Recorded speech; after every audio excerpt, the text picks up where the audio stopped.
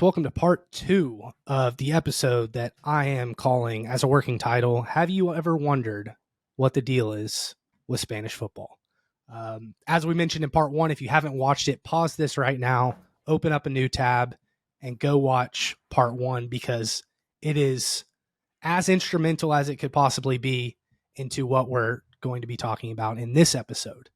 Dylan, we mentioned in part 1 that the Spanish golden age on an international and national level came during our formative years as sports fans, and therefore we have a very high regard of Spanish football, and we probably would even if those weren't our formative years because of the influence they've had on the sport. We called England the bedrock of the game, but Spain perhaps the composer of the game. They've kind of molded tactical mindsets, and they've won a lot of titles in the year since England exported the game around the world. So they've had a heavy hand in basically what soccer has become today.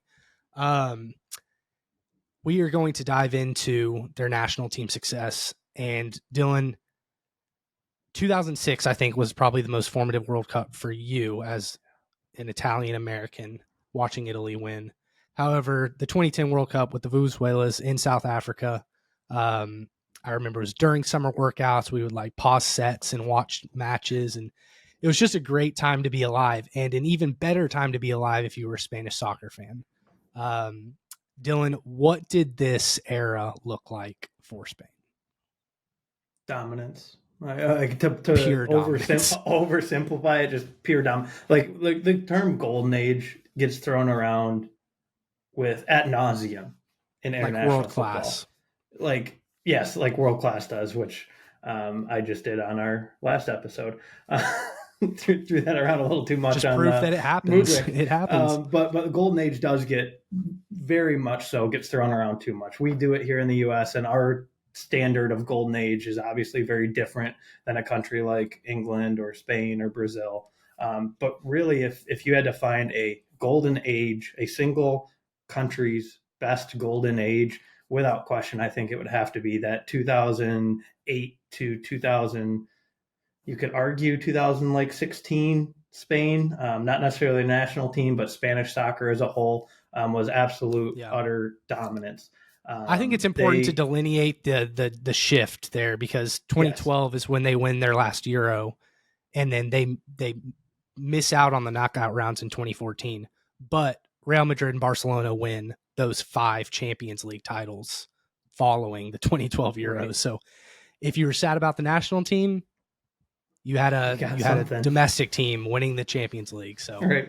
Sorry to interrupt you. Continue. No, but yeah, I mean, it's truly incredible to think about winning without a doubt, the 2 hardest competitions to win in all of soccer, in my opinion, are the Euros. I think the Euros, because of the format, are arguably harder than the World Cup. But the World Cup is the World Cup. And to win 2 Euros, sandwiching 1 World Cup win for a national team is incredible.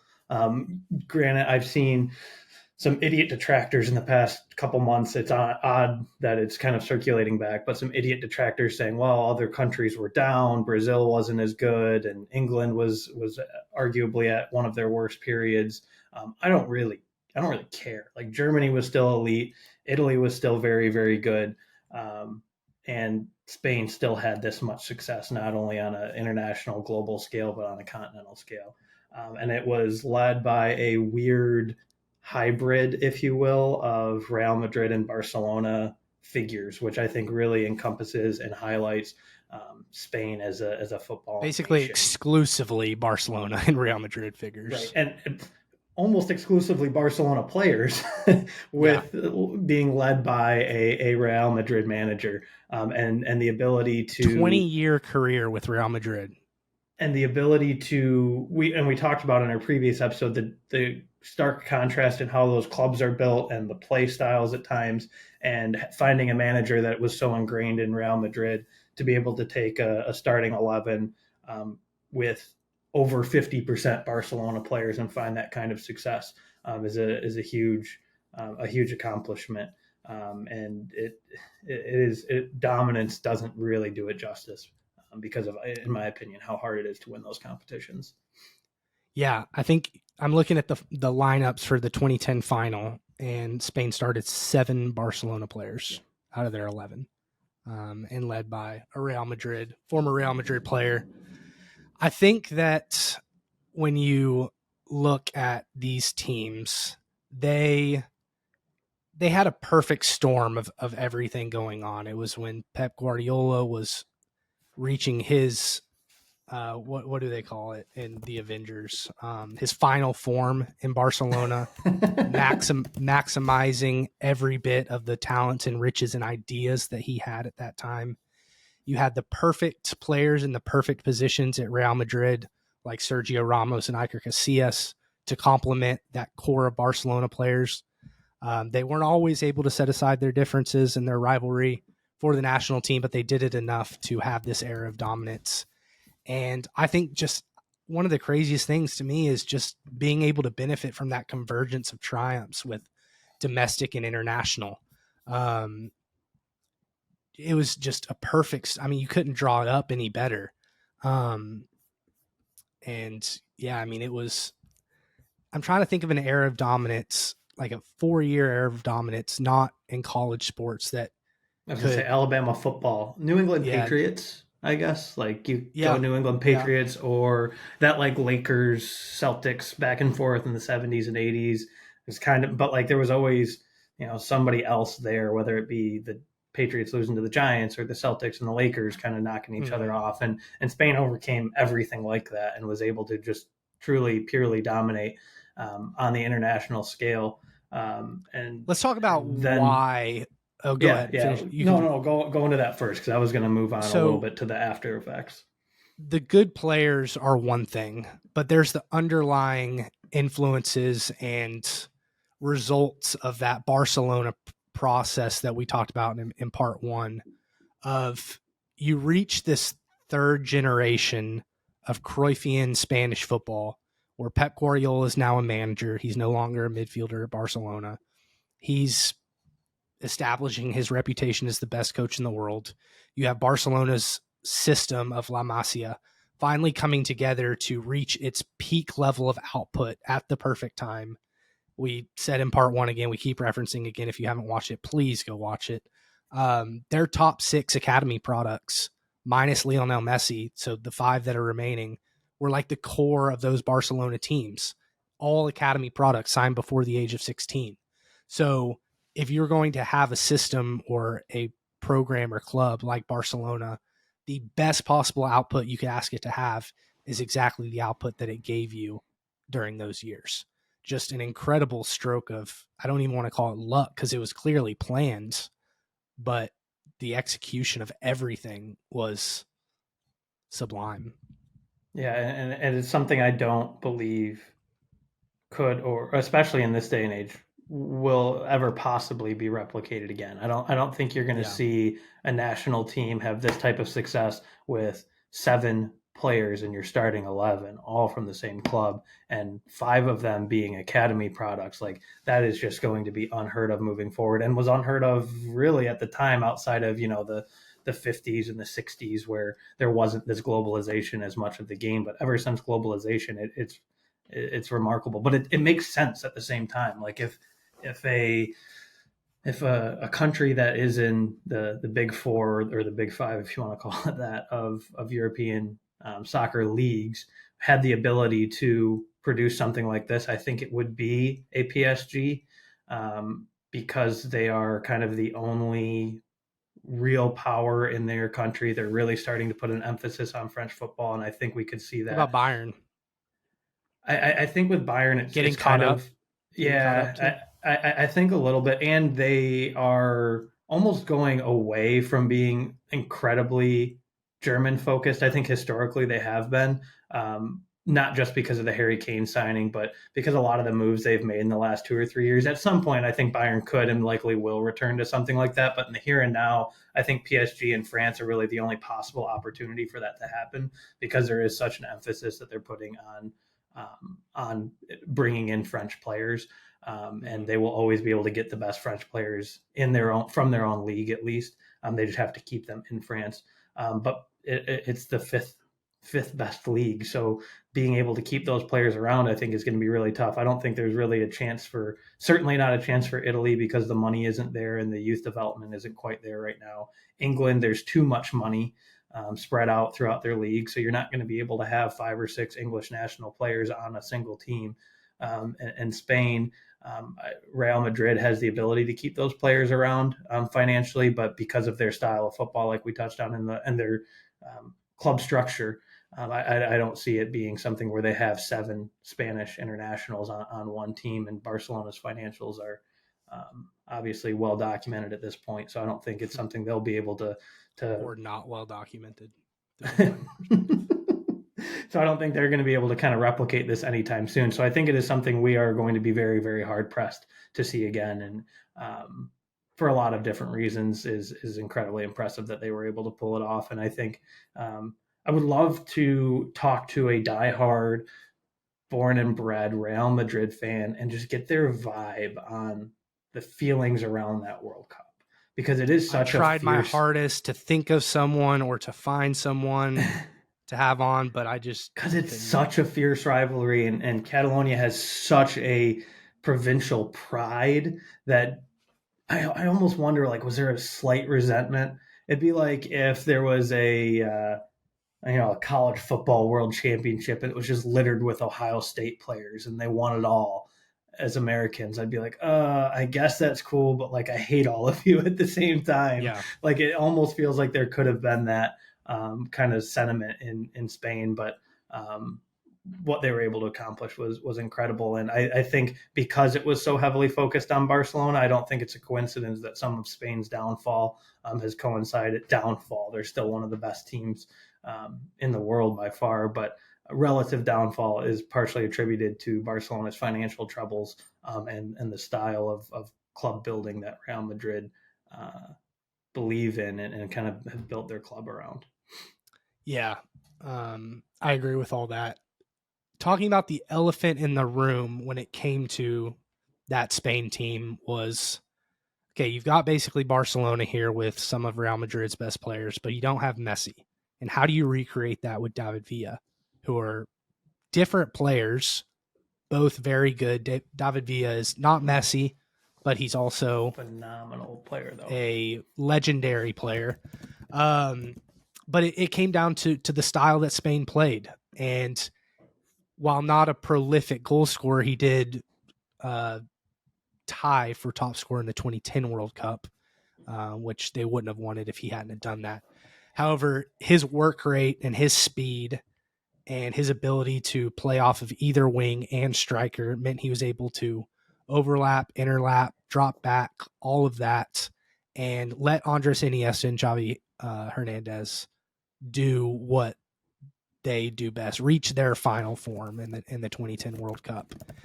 And that, along with Pep Guardiola's guidance at the club level, really made that Spanish midfield, I think, the midfield that all other midfields are compared to. Incidentally, the national midfield was the same as the Barcelona midfield.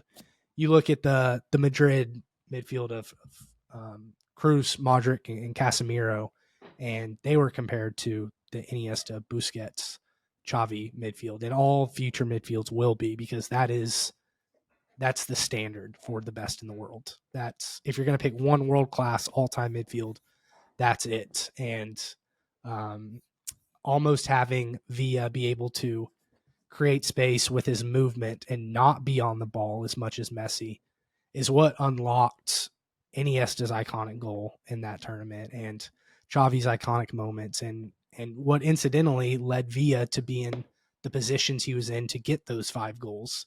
All about movement. The red card like 3 minutes before Iniesta didn't hurt either, but yeah, we'll give it some of it to David Villa. Yeah, you're right.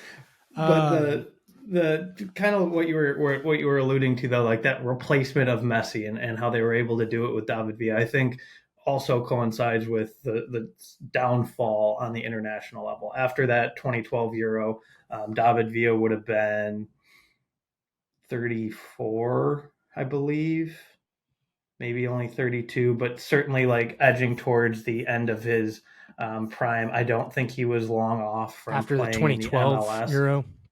Yeah, so well, by the 2014 Euro, so by the time there, or by the 2014 World Cup, excuse me, he was Mm, playing in the MLS, so he was very yeah. clearly kind of past his prime, and then having to kind of replace that while having this aging midfield was certainly something that Spain struggled with.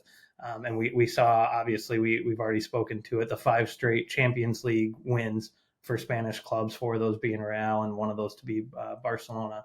But that's where we really see that power of the Galacticos kind of prop up Spanish football on that continental scale, where they weren't able to compete at quite as high of a level as a national team, but they still had lots of success as a country on a at least continental scale, because of that money that was able to be injected into Real Madrid. Obviously, Cristiano Ronaldo played a huge part of that midfield you touched on, of Modric, Casemiro. That had a huge thing to do with it. And if you notice, all 3 of those are not Spanish players, probably the most influential ones on that Real Madrid side. So it is a big transitionary period there, from that 2014 World Cup, where they didn't make it out of the group because of the curse of winning a World Cup and not making it out of the group after. And a lot of that was due to kind of the aging of that golden age, and the best players that were playing in La Liga at that time were not Spanish. And that's something we were not at all seeing in that 2008 to 2012 run. Yeah, I think if the golden age of Spanish international football was the perfect storm of things leading up to it, then the downfall, like you did in air quotes, if you will, was just the antithesis of that, the opposite of that. It's your best players aging at the same time, them all kind of taking a step back at the same time, having to replace them with, you can't have back to back La Masia products like that, like they did with that group. It just wasn't going to happen back to back. And you mentioned the World Cup curse. I mean, if you believe in curses or not, it is what it is. They got smashed by, I believe it was the Netherlands. Netherlands, yeah, Yeah, in group play. 5-1, and then lost to Chile as well. In Euro 2016, they were eliminated by Italy in the round of 16. But that was kind of where people were like, okay, this is like we're on the downfall now. It's not just a World Cup winner's curse. Our style isn't working as well anymore, that tiki taka style. And there are a lot of reasons for that. One is they ran into Italy, who is the quintessential counter pressing team. Or I'm sorry, not counter pressing, counter attacking team, which is the way you beat tiki taka. Look at Antonio Conte's Tottenham teams that had no business beating Manchester City um, every time they played when Conte was coach, but doing it anyways because of the style of play. They ran into an Italian team that just fit their style in order to beat them, or I guess cause their It was their style to kryptonite. Yeah. not fit the game. Yeah, their kryptonite. That's a better way to say it. And then the, kind of like some Tottenham fans have questioned with Ange this year, like, is his belief in his approach and his inability or unwillingness to change it going to start becoming a downfall? Like, do we need to sit back more every once in a while? Do we need to be more malleable? Those are the kind of questions that started arising with Spain. I mean, they were so hell bent on playing this way that teams knew what they were going to do and likely weren't going to change it mid game if it wasn't going well. They were just going to try to rely on their aging star power or youth level that wasn't quite of the same quality as the previous group. And it all culminated in 2018. Their coach, I don't know how to say his last name, but it's Julian Lopetegui. Lopetegui. Lopetegui, yeah. He was dismissed as head coach just days before the World Cup because of his announcement of his impending move to Real Madrid, which created so much friction in the Spanish locker room that their coach was going to a Spanish club team that the association decided that it would be just too much for the locker room to handle. So that kind of answers some of your questions that you posed earlier. Like, it's still Real Madrid versus Barcelona in that dressing room, even though they have on the Spain kit. So I think the thing that makes Spain so iconic and so great, the El Clasico, the Galacticos versus La Masia, is ultimately what like solidified, put in Sharpie. Yes, this is a downturn for us. Like for real, for real. Like we need to rebuild our national system and really focus on getting 8-year, 2 World Cups from now, having a team, because we're not going to be ready in time for the next one, this one or the next one. We need to get a coach in place that's stable. We need to figure out our tactics. We need to diversify our squad in terms of what they learn at the club level so that you're able to plug and play players to fit that malleability. And ultimately, Spain's still working on it. It's still a work in progress. Most recent World Cup, they got out of their group.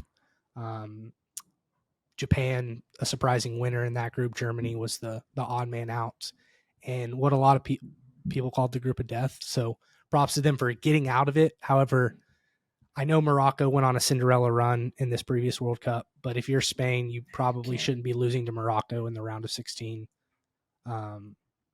And still just really struggling to find it again. They've got good youth that's injury prone, which is always just going to be a knife in the side if you've got optimism, especially in this sport, because the injuries usually aren't insignificant. You'll very, very rarely find an injury where it's like he's out for a week, then he'll be back. No, it's most of the time it's like a month. You're going to be missing a player, and that's happened to a couple of the young Barcelona midfielders here recently. So I don't know. What do you think about Spain these days? They obviously don't scare us. Like if the U.S. were to go up against them, they wouldn't scare me like the 2010 team would. But it's kind of like it's in their DNA. Like they're still Spain. So Yeah, where do you see them? that midfield still puts some concerns in me for Yeah, sure, especially moving forward because they are so young. I certainly believe they're back on the uptick in a sense. I don't think it's anywhere near obviously that this glory summer around will their be a good golden age. barometer. We've got a Euro I tournament coming up, so I do think it'll be a very interesting summer for them. But I do think they're moving in the right direction at least compared to where they were, 8 years ago. One thing that I kind of thought of, and I'm kind of springing this on you, circling back a little bit to their downturn post 2012, we talked about their ability to replace Messi with David Villa. And then the aging out of a lot of those midfielders. One thing that I was not admittedly a fan to the extent I am now of soccer at this point in time, that like 2012 to 2016 era.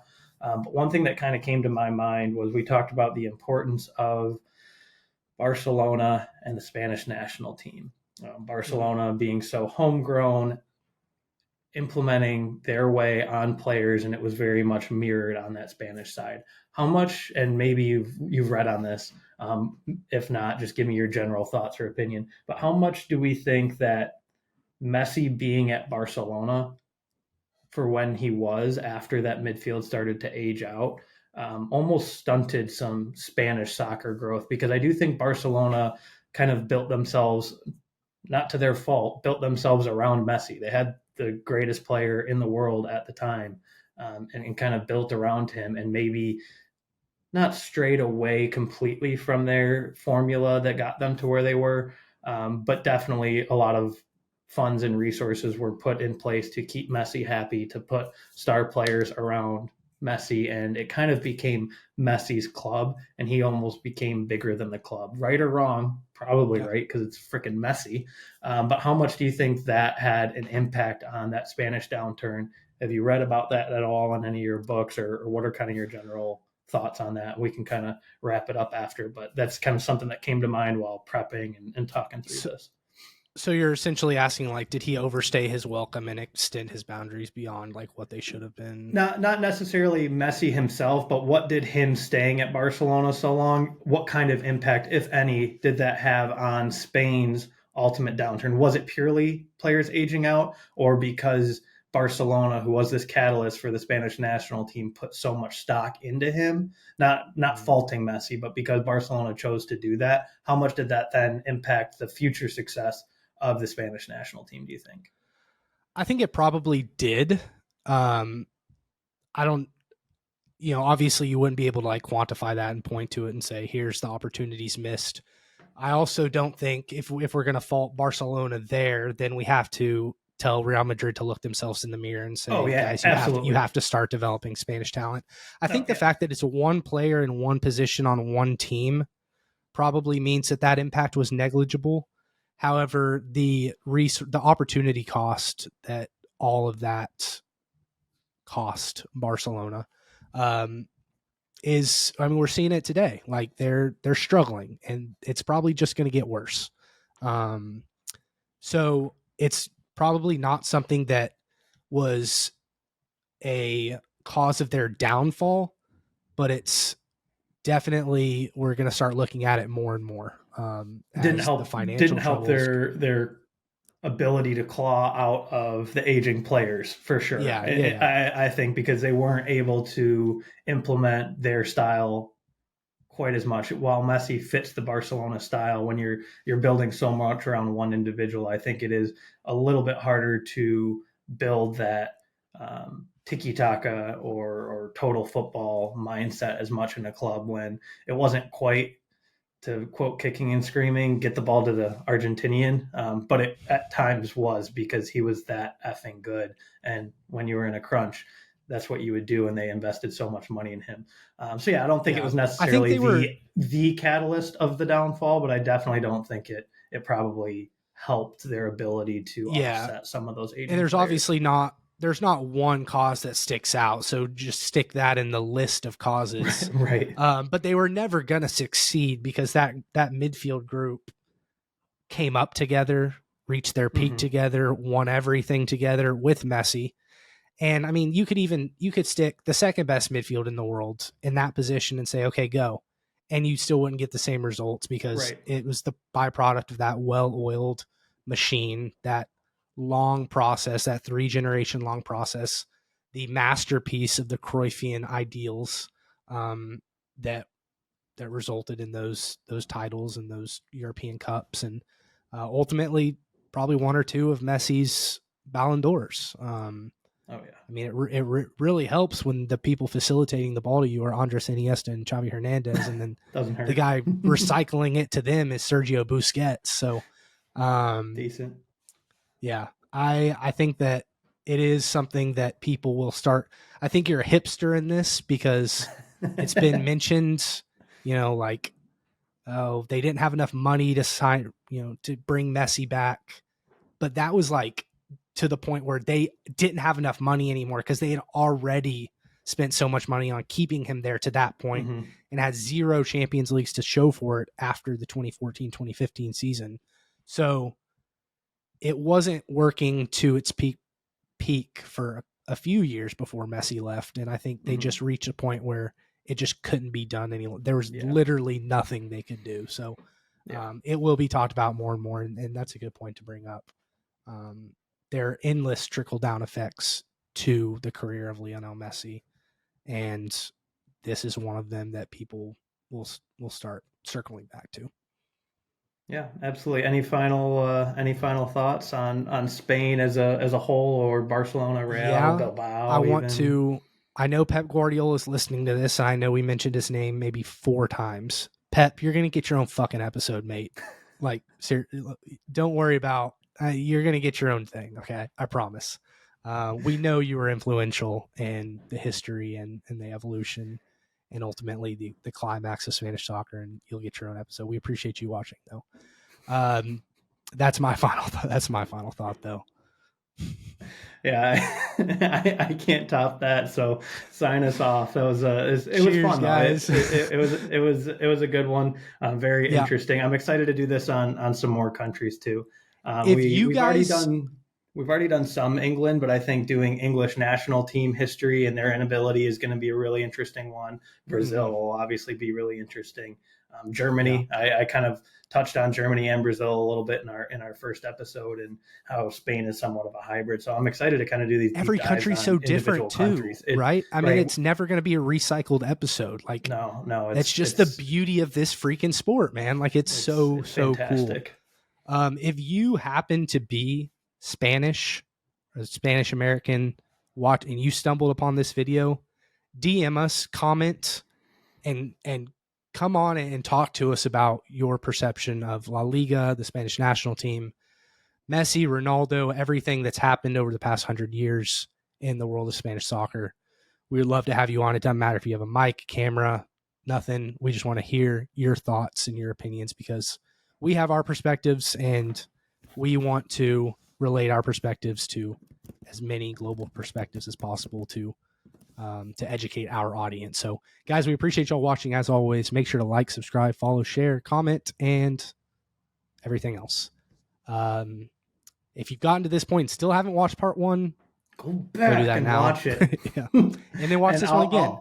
I'll leave us with this. Visca el Barca. I am now a Barca fan. Let's go. Okay, there we go. There it is. Cheers, guys. Have a good night.